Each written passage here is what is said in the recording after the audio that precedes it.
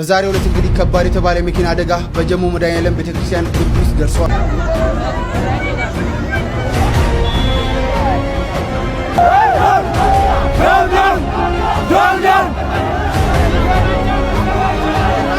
መዝሙሩን ከመጀመሪያ በፊት እውነተኛ ታሪክ የማርያምን ታምር መናገር እፈልጋለሁ። ሰላም ጤና ይስጥልን ቤተሰብ ደውቃችሁልኝ በአዲስና ወቅታዊ መረጃ ተመልሼ መጣሁ። በዚህ የምንመለከተው ጀሞ መድኃኔዓለም ቤተክርስቲያን የተፈጠረው ጉዳይ ምንድነው? ምንስ አደጋ ገጠመው ነገር የማስመለከታችሁ ነው የሚሆነው። እንደዚሁም ደግሞ ዳውን አብይ ምልክቶችን በሰማን ነው የምንገኘው። ምንድነው የተፈጠረው? እሱንም ማስመለከታችኋለሁ። የጋሽ ሰለሞንም ምስክርነት አለ፣ እሱንም እንመለከታለን። ሁላችሁ ቪዲዮ ላይክ እና ሼር ማድረጋችሁ እንዳትረሱ። ሰብስክራይብ ለምንድነው የማታደርጉት? አሁን ማርኩ። እስቲ መጀመሪያ ይሄን የተቃውሞ ድምጽ እንስማና ምንድነው የተፈጠረው የሚለው ነገር ደግሞ ነግራችኋለሁ።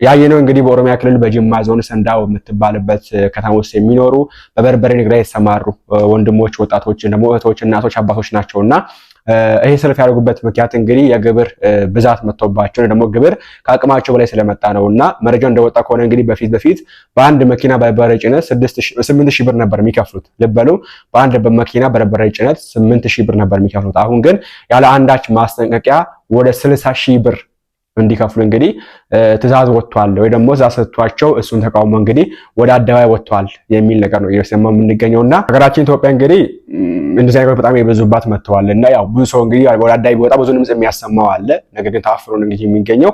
አሁን ሀገራችን ኢትዮጵያ የምትገኝበት ሁኔታ ባጭሩ ችን ትመስላለች።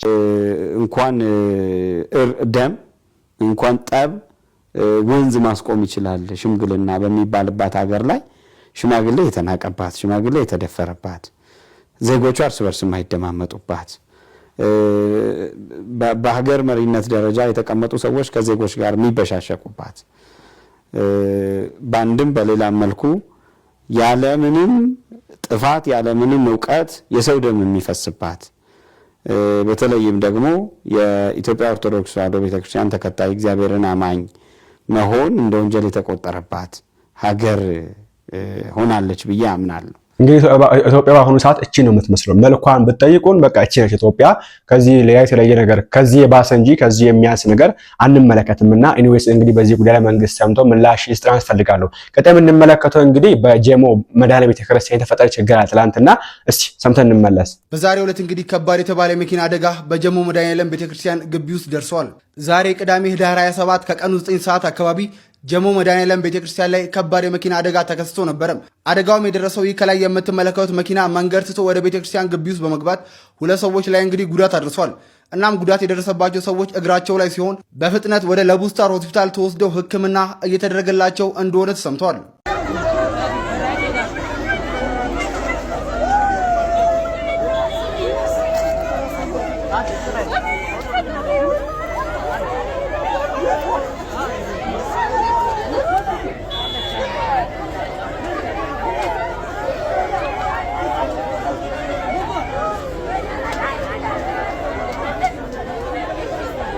ይሄ ኳላ የምትመለከቱት አደጋ ዛሬ ህዳር 27 ማለት ነው በጀሞ መድኃኔዓለም ቤተክርስቲያን ውስጥ የተከሰተ አደጋ ሲሆን እንግዲህ እንደምታዩት ይሄ መኪና እንግዲህ አጠርጥሶ በመግባቱ ሁለት ጸሎት ላይ የነበሩ እህቶቻችን አንደኛዋ የቀኝ እግሯ ከጉልበት በታች ሙሉ ለሙሉ ተበጥሶ የወደቀ ሲሆን አንደኛዋ ደግሞ ግራ እግሯ ላይ በጣም ከፍተኛ ጉዳት እንደደረሰባትና ይህንን ቪዲዮ የቀረጸችውን ታዛቢ እንግዲህ ሰዎቹን በጣም እንደታዘባቻቸው ምክንያቱም በጣም እዛ ጋር የተጎዱትን ሰዎች ከመርዳት ይልቅ ከቦ ማፍጠጥ ብቻ ነው የነበረው ስራና ለምን አንረዳ ምን እየሆንን ነው ብላ እንግዲህ ሀሳብ አስተያየቷንም ሰጥታለች። እዚህ አካባቢ አደጋው ሲፈጠር የመጀመሪያውም አይደለም። የዚህኑ ቀን ራሱ ጠዋት ላይ ሌላ አደጋም ተከስቶ ነበር። እዛው ቦታ ላይ መንግስት ይህንን ቦታ ትኩረት ሊሰጠውም ይገባል ብላለች።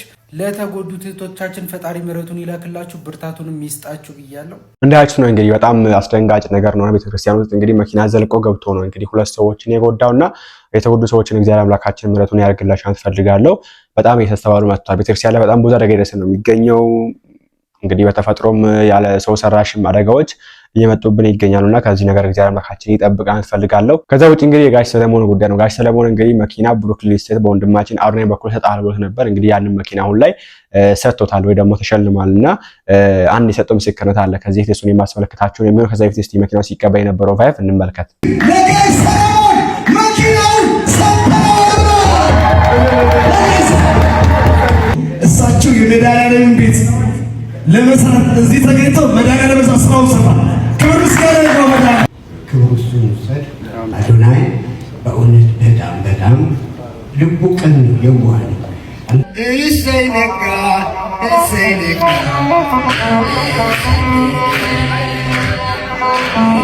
ገደልኩኝ አገናኝነ አይኔን ገደልኩኝ አገናኝነ እሰይ ነጋ እሰይ ነጋ። መኪናው ሲቀበል እንግዲህ ይሄን ይመስል ነበር። በጣም ደስ የሚል ነውና ምስክሩን ከመስማታችን በፊት ግን እንግዲህ አሁን ላይ ጋሽ ሰለሞንን የረዳ ወንድማችን አሮናይ ነው ደግሞ መኪናውን ያገኘው ወንድማችን አሮናይ በኩል ነውና አሮናይ ተቃውሞ እንግዲህ ስብከት የሚሰብኩ ቄሶችም አሉ፣ ደግፎት የሚሰብኩ አሉ። ትናንት እንዳሰማችሁ እንግዲህ አጥማቂ በየመስኪኑ ደግሞ ደግፎት የሚቆሙ አሉ፣ የሚደግፉትም አሉ። እነዚህም ደግሞ ፓስተሮች የሚደግፉት የሚቆሙት አሉና እቺ ልጅ ስማትና ወደ ጋሽ ሰለሞን ምስክርነት እንምጣ።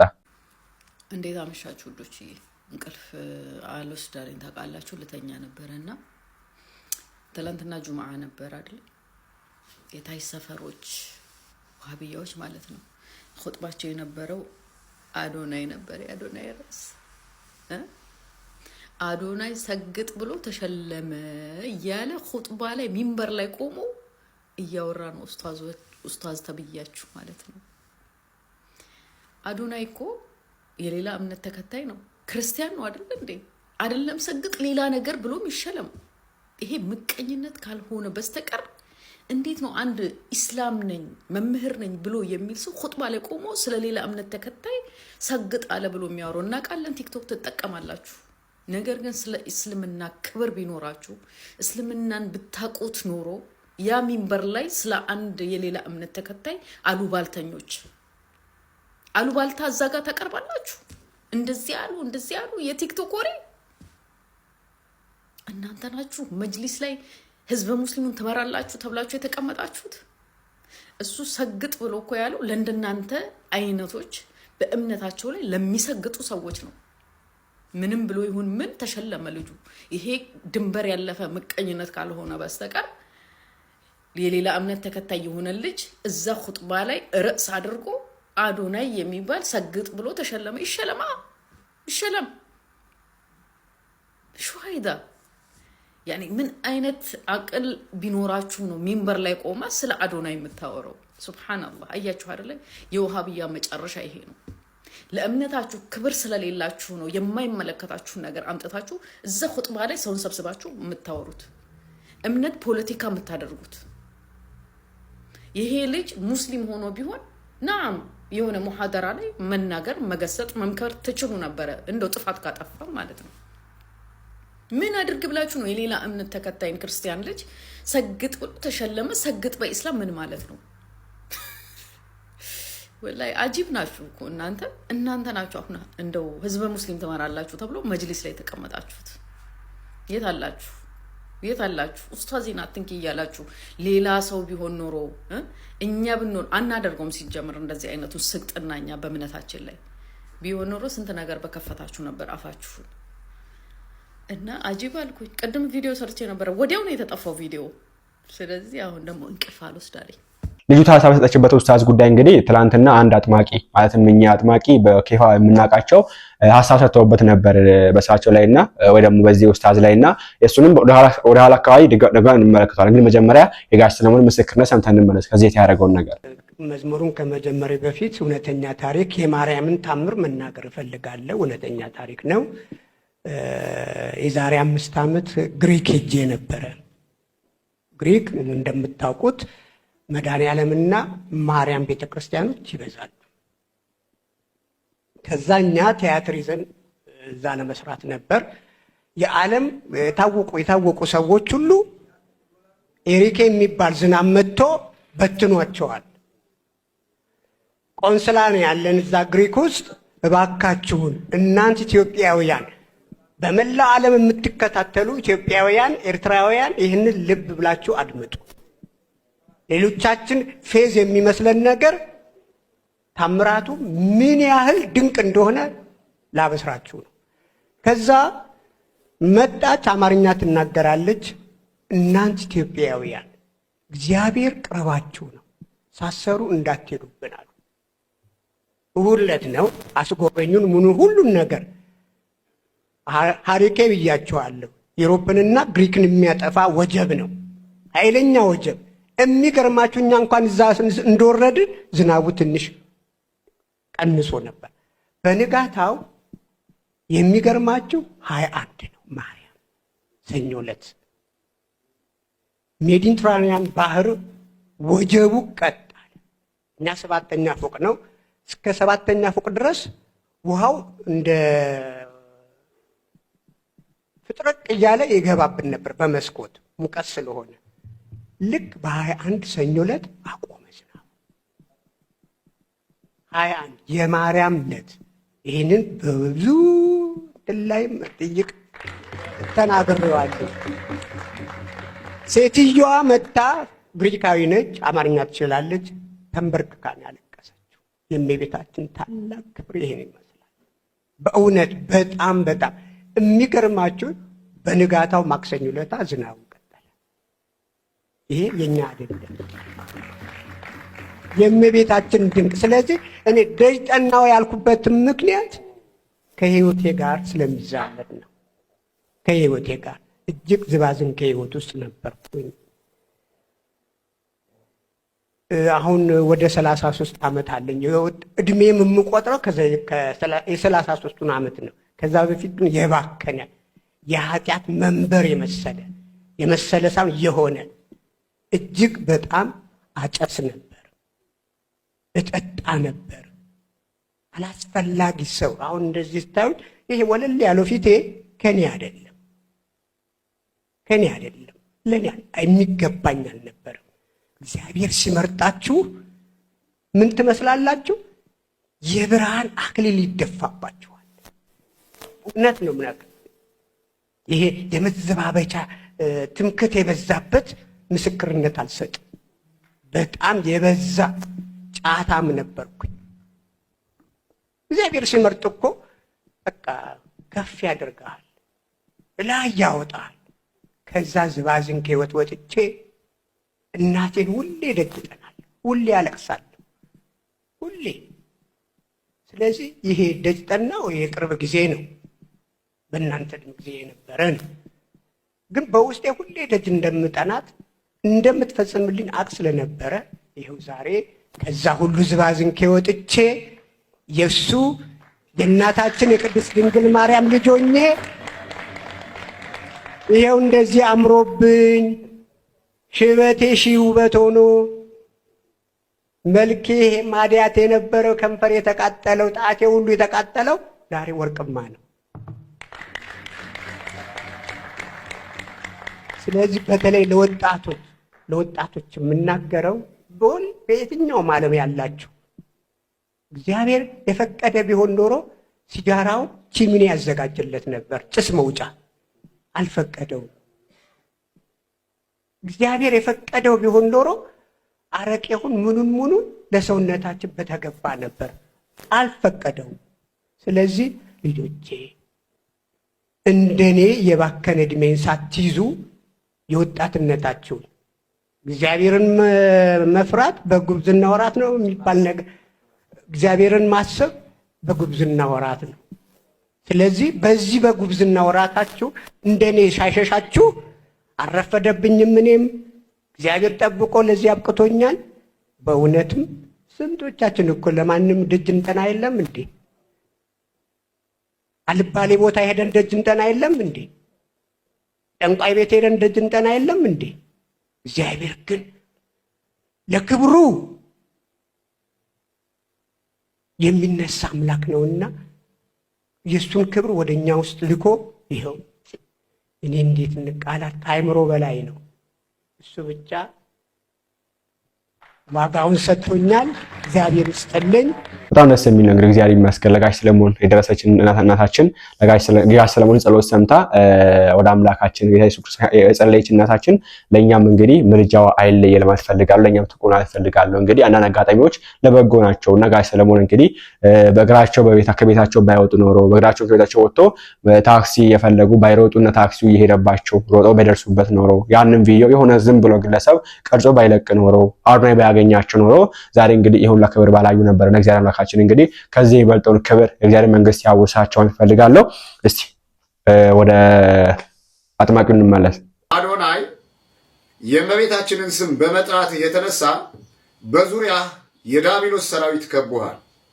ይህም ቪዲዮ ተመልከቱት። ላይ ለተወሰነ ደቂቃ እዩትና የምንነጋገረው ነገር ይኖራል። ሰግጥ ፈምስ ብሎ ሚሊዮን ብር የሚያገኝ መኪና የሚሸለምና መጅራት መጥቶ ሚሰርቅ መካከል ልዩነት የለውም። ይህም በሐራም መንገድ ነው፣ ይህም በሐራም መንገድ ነው። በህይወት ዘመናችሁ መልካም ለመስራት አስቡ። መልካምነት ጥሩ ነው፣ መልሶ ይከፍላል። በተለይ በወንድሞቻችሁ አትቅኑ። በየትኛውም ሃይማኖት ውስጥ ብትኖሩ ማንንም ከዓላማው አታሰናክሉ። ይህን መልእክት ለአዶናይ ነገሩት፣ አስተላልፉለት ለአዶናይ። ትናንትና በደስታ ስናየው ነበረ ሲስቅ ማርያም ማርያም ሲል በተለያዩ መድረኮች ላይ ማርያም ማርያም ሲል ክርስቶስን ከአንደበት ያለየውም ሲል እያየነው ነበር። ዛሬ ደግሞ ማንም ባወራው ወሬ ሰዎች ተነስተው በሚያወሩት ወሬ መደናገጥ፣ መፍራት፣ ወደኋላ ማፈግፈግ፣ ከዓላማ ማፈግፈግ፣ እንዲህ አይነት ነገር ክርስቲያን ከዓላማ አያፈገፍግም። አዶናይን የሚከተሉ በጣም በርካታ የተዋህዶ ልጆች አሉ። በጣም በርካታ የድንግል ማርያም ልጆች አሉ። በጣም በርካታ ወጣቶች ወንጌል ሰምተው የማያውቁ ቲክቶክ ላይ ተደቅነው የሚውሉ ወንጌልን ሰምተው የማያውቁ የእመቤታችን የድንግል ማርያምን እናትነት የማያውቁ የእግዚአብሔርን አምላክነት የማያውቁ በጣም በርካታ ሕፃናቶች አሉ። በጣም በርካታ ልጆች አሉ። አሁን ዛሬ አዶናይን የሚከተሉ ማለት ነው። ስለዚህ አዶናይ የእመቤታችንን ስም በመጥራት የተነሳ በዙሪያ የዳቢሎስ ሰራዊት ከቦሃል። በዙሪያ በዚህ ሰዓት መፍራት፣ መደንገጥ፣ መጨነቅ አያስፈልግም። ከዓላማ ማፈግፈግ አያስፈልግም። በዚህ በኢፌሶን ምዕራፍ 6 ላይ ከቁጥር 11 የተጻፈ ቃል አለ። የዳቢሎስን ሽንግልና ትቃወሙ ዘንድ እንዲቻላችሁ የእግዚአብሔርን ዕቃ ጦር ልበሱ ይላል። በሚጨንቅህ ጊዜ፣ በሚጠብህ ጊዜ፣ የሰዎች ዛቻ በሚያስፈራራ ጊዜ አትጨነቅ፣ አትደንግጥ። ወደ ቤትህ ግባ፣ ስልክህን ዝጋና ጸሎት አድርግ። ከአጠገብህ ያሉ አንተን እንወዳሃለን የሚሉ በርካታ ልጆች ሊኖሩ ይችላሉ።